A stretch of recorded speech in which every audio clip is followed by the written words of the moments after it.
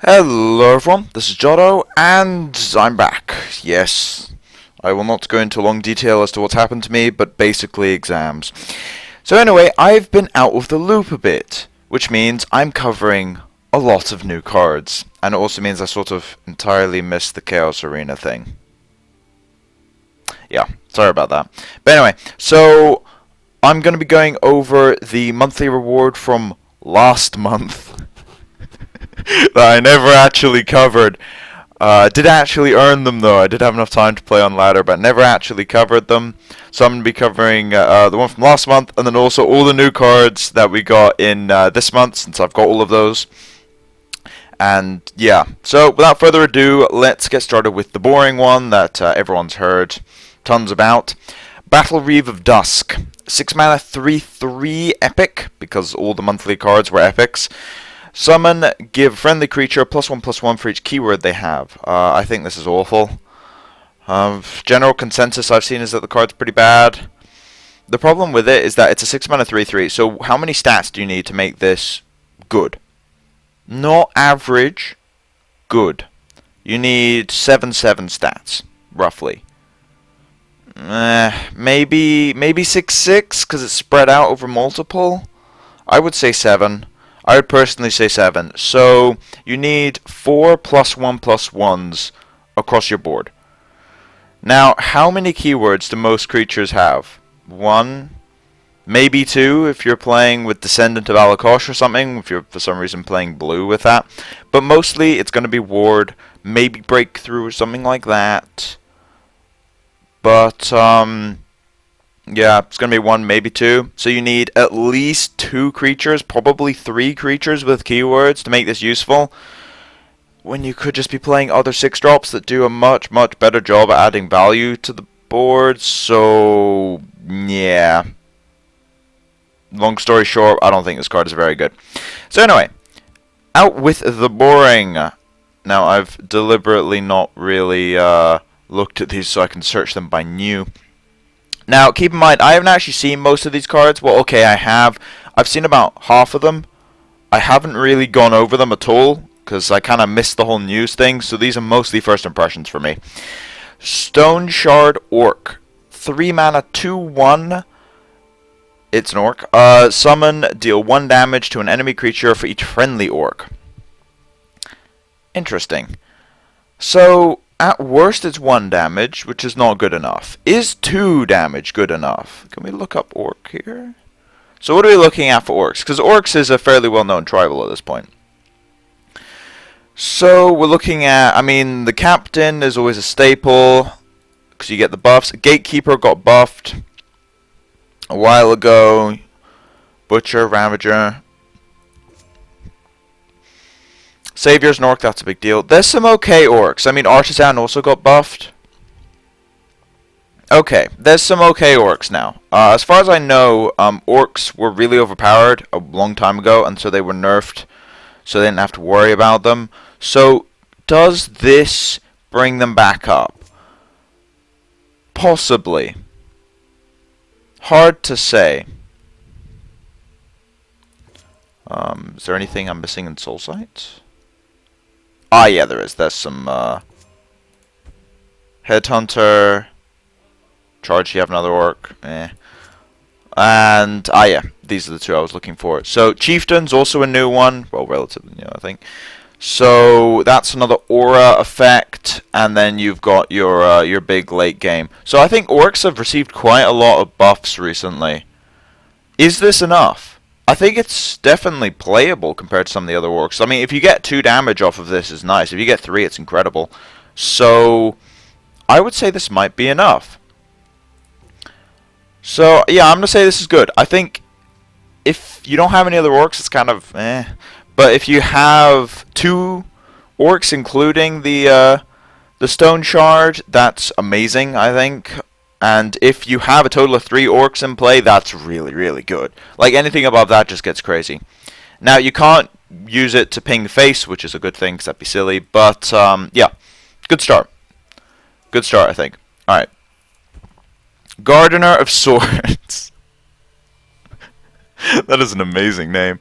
Alright, the Gardiner of Swords. 3 mana 1/1. Whenever you equip an item to another creature, so not to the Gardener himself, equip a copy to the Gardener. So he doubles up your equips. So when we're talking about items, it's pretty much red-blue. Like, if we just look up items that you can reasonably equip, the main ones are in red-blue, and there's some good ones. But the problem is he does cost 3 mana to start with. So what are you realistically equipping to this guy? It won't be Tomes, that's too slow, that's 7 mana. Because you want to do something immediately, because he only has 1 HP, so he'll die quite quickly. Steel Scimitar, Steel Scimitar could actually be decent there. That's about all I can see though, because a lot of the other really good items are quite expensive.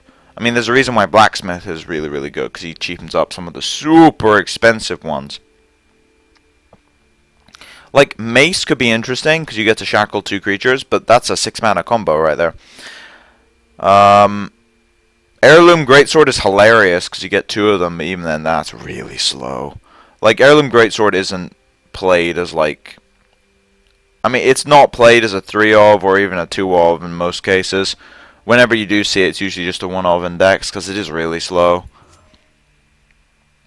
So, I'm not sold on it. I'll put it that way, I'm not sold. I think spending 3 mana for a 1/1 is not what you want to be doing in item decks, because they're usually quite aggressive. So you're losing a lot of value there, and I don't think it's actually worth it. So, not quite as impressed with the Gardiner. Next, we've got the Shivering Apothecary. 4 mana 2/2, and summon a random elixir.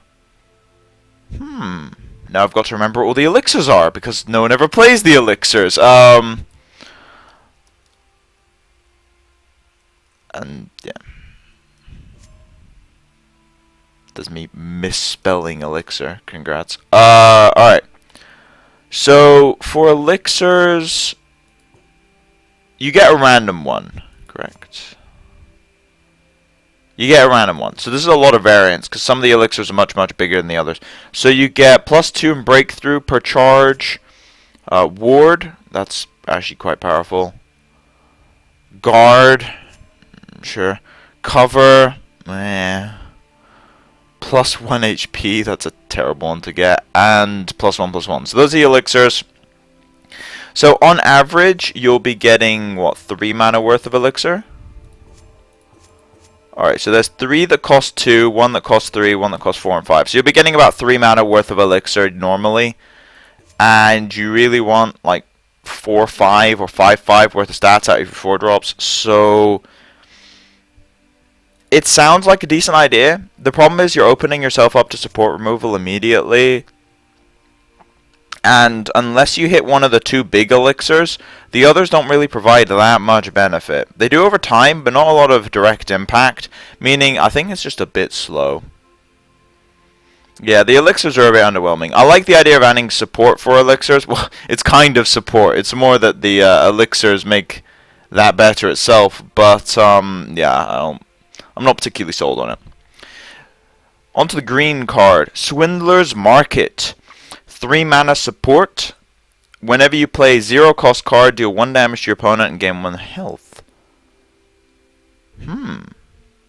Now that's interesting. That's an assassin card. So you can play it on 3. That's an assassin card to me. Yeah, so what I'm thinking with this is you've got Lesser Ward out of Assassin. You can use Fire Bloom if you really want to as well. You've got Curse, Goblin, but also you've got Smuggler's Hole. And Smuggler's Hole is a big deal. And you also have the Elusive Schemer that comes back as a 0-cost card. So when it comes down to it, I actually think this might be pretty good. How much are you getting out of this? So you're probably going to get, if you play a Smuggler's Hole deck, you're probably going to get 4 or 5 0-cost plays on average per game. That's 5 drain per Swindler's Market. Is that good enough? Maybe. The reason I say maybe is because It's incremental damage. It does also trigger some prophecies, which can be concerning. But it also heals you up a bit, which is always nice. The question is, what else are you really doing for 3 mana in Assassin? That's actually a fairly decent question. Because Assassin... I mean, you've got some of the green 3s. But overall... Unless I'm missing something big here. Yeah, unless you're going really heavy into blue... There's not really that many 3s you have. Okay, I'm going to say jury's out on this one, but I think it's actually a fairly interesting card and could see some play. I have underestimated... What? Oh. I have underestimated supports before, but yeah, could be interesting. Okay, next we've got another 0 cost actually, so this is relevant. Unsummoned... So bounce, right? Yeah, you get to bounce one of your own creatures back to your hand. It is an action, so it does have some synergy there. I'm thinking Assassin. You get to reuse enter the battlefield effects, is the point. You get to reuse summon effects. What are you potentially using close call with? I mean, Manticore is just funny, but like that's... I don't think anything big is going to be using this. Odoving. But when it comes to small tempo plays, Assassin could use this. It also means you get 1 extra action for Smuggler's Hole, by the way. So you're more likely to have more actions of Smuggler's Hole, which is a buff to the card overall. But I'm not sure about this. It's a small effect, but it's an abusable effect, and I think it might be decent. You're going to see it because of Smuggler's Hole, but I'm not sure if anyone's actually going to be playing it in their decks. I'll put it that way, but you will see it because of Smuggler's Hole, and it is effectively a buff to Smuggler's Hole, but I'm not sure how much value you can actually get out of this. It's interesting, but I'm not entirely sure how likely people are actually going to be playing this in their decks. Merchant's Camel. Merchant's Camel is a 4-mana 1/4, and you can look at the top 3 cards of your deck, put 1 in your hand, and discard the others. Now that's interesting. So it's 4 mana, draw a card, but you get to pick which card you draw. That's actually really interesting. Is it good enough, though? 1/4. This is the kind of card that'd be really, really good with Divine Fervor, but because 2/5 is way better than 1/4. You do get to dig. It's more of a control card for sure. You do get to dig, but the stats are really bad. 1/4, like 2/3 would have been better. The problem, like high HP is good, but 1 attack is pretty much inconsequential. I'm gonna say it's not good, but I think if it had 1 more attack, it would be a really good card. I'll put it that way. There's potentially some weird stacking your graveyard things going on there, but there's not really enough. There's Necromancer, and that's about it, and that requires you to be ahead on life. So good luck with that if you're playing a 1/4. But if it had 1 more attack, I would say it's really, really good. But for now, I don't think it's good. All right, 5 mana, 3/3. Summon. Choose a friendly creature. Friendly creatures of the chosen type have +1/+1. Wait, what? Okay, so you play him. You choose a friendly creature, and all friendly creatures of the chosen type get +1/+1. It says have +1/+1. Does that mean it buffs them all by +1/+1, or does that mean it's like an aura effect? I'm guessing it means that all of the same tribe as the creature you pick just get buffed by +1/+1. Interesting. So, what do I think of this guy? Well, he's not going to be buffing himself. He just won't be. He won't be buffing himself. However, I'm actually curious if you can pick... choose a friendly creature. It doesn't say another, so you can pick himself, and you get a 5-mana 4/4. Sweet. But all right. So what are you expecting? Well, you need +2/+2 effectively, maybe +3/+3 to make it worth it. At that point, you need 3 other creatures of the same type. Tricky. Not impossible, but tricky. I mean, you can use some of the Imperial Grunts.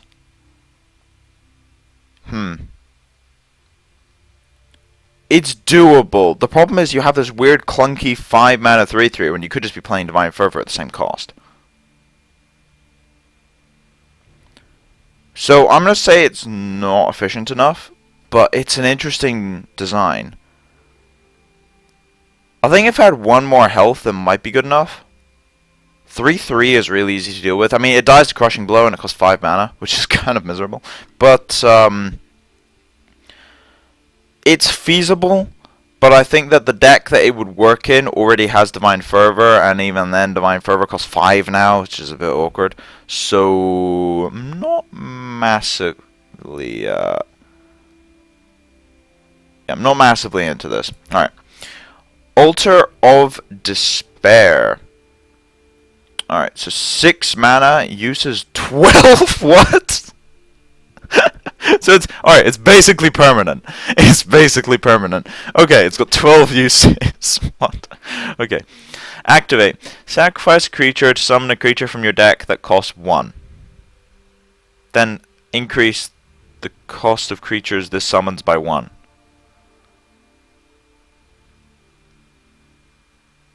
This is a really weird card. Huh. So you can play a 0 cost. This actually reminds me of Birthing Pod from Magic. For anyone that's actually played Magic. Yeah, it reminds you of Birthing Pod, where you can scale stuff up. What a strange card.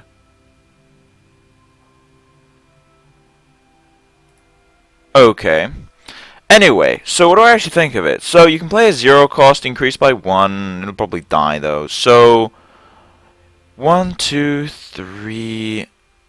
It costs 6 though. So realistically, you're not getting value out of this until the 4th time you activate it, and that's if you're upgrading stuff. And then if 10 turns later, you can tutor stuff out. This is not good. I mean, I like how it has 12 uses, because it has to have 12 uses, because 12 mana is like the largest amount you can spend on a creature. But, I mean, seriously? When a card needs to be activated like 4 or 5 times, it's all situational activations to actually be good. Yeah, and you have to sacrifice a creature to summon. I'm not even sure if this would be that good if you didn't have to sacrifice a creature. It'd be pretty okay, but I'm not sure if it would even be that good. So yeah, that says a lot about this. Yeah, this is not a good card. Alright, moving on.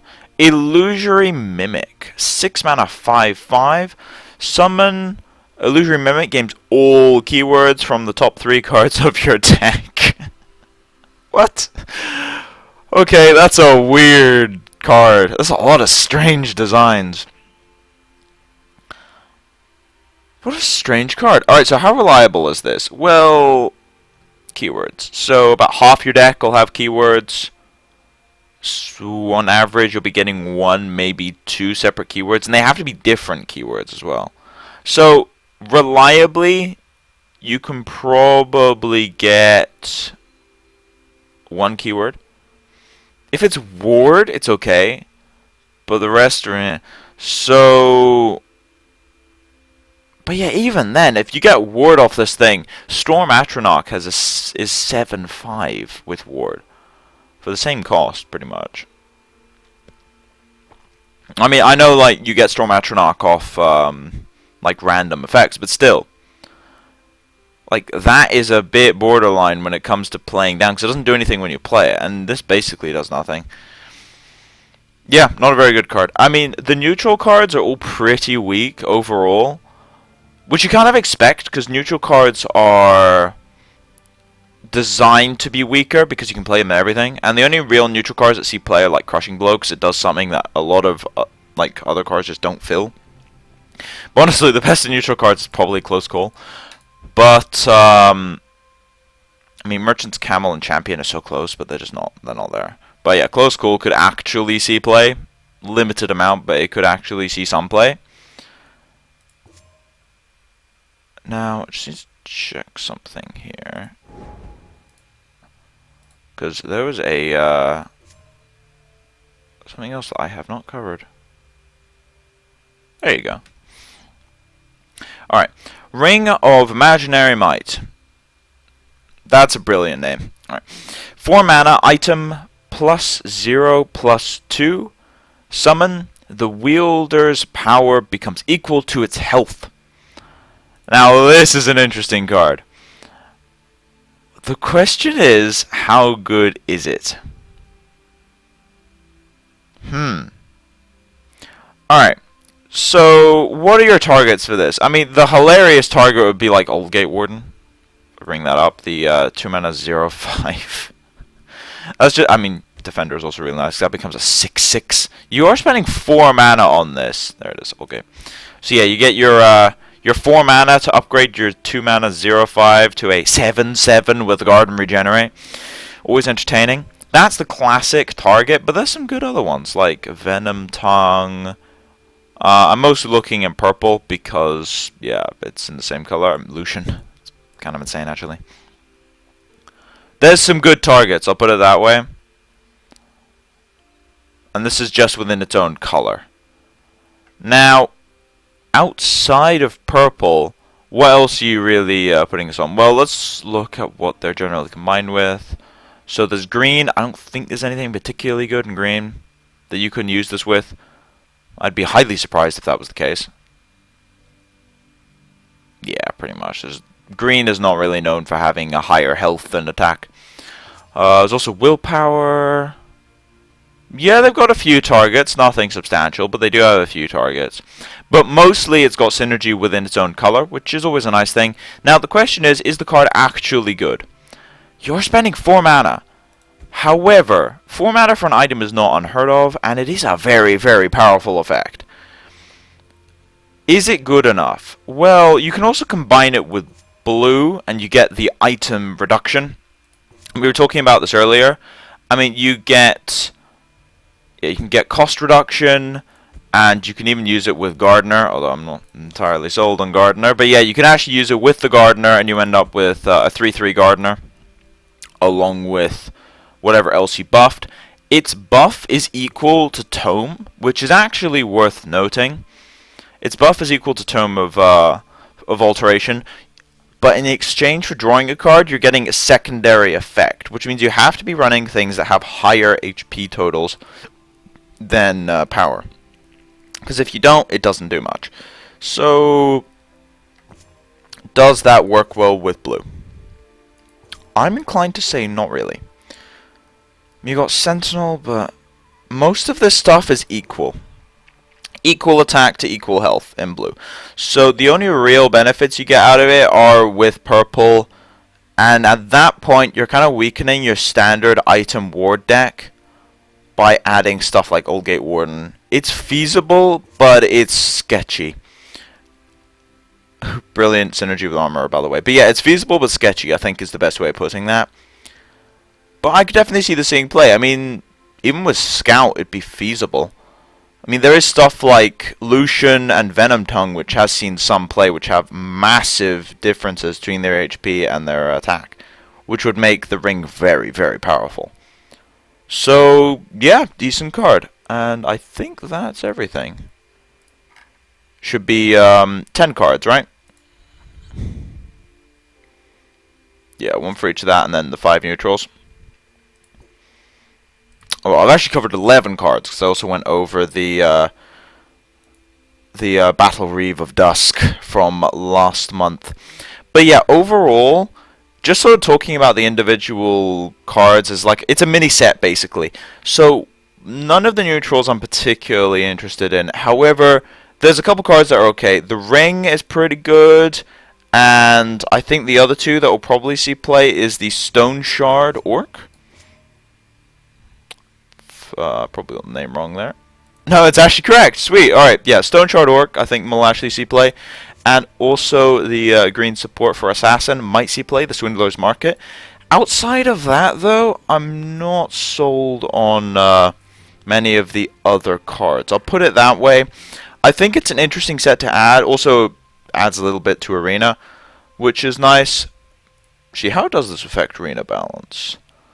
I mean, the blue and green editions are pretty bad for Arena. And by pretty bad, I mean they're horrifically bad for Arena. As for the rest, Ring is pretty good in Arena. Besides that, the rest are kind of mediocre. Unless I've missed something. I think the rest are pretty mediocre. So you're mostly just buffing up purple as far as Arena goes. And I guess blue and green are down a bit. But they are rares. So I wouldn't hold your breath too long for that. They are rares, so they don't decrease their power too much. It's not like they added a bad common. So yeah, Arena balance is still not quite there yet. But it'll definitely be helped a little bit by this. Not a lot, but a little bit. Couple extra neutrals that aren't particularly fantastic in Arena, but that's not that new. So anyway, that's pretty much everything for the new cards. I don't think they'll shake up things too much. Mostly just Orcs. I think Orcs have been getting a lot of buffs recently in general, so maybe they get something. But I don't think this will shake up too much. But it's definitely a breath of fresh air, which is always appreciated. And it also means that we're not really getting monthly reveals anymore. As I head back to the monthly reveal for this month, and it's not a new card. It's a Golden Rampaging Minotaur. Sweet. Bunch of dust. That's basically what it is. It's a bunch of dust. But yeah, they just did add 10 cards, so cut them some slack for that.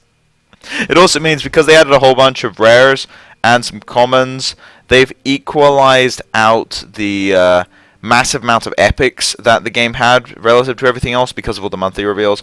So overall, yeah, fairly okay, but I don't think you should expect too much of a shake-up being caused by this edition.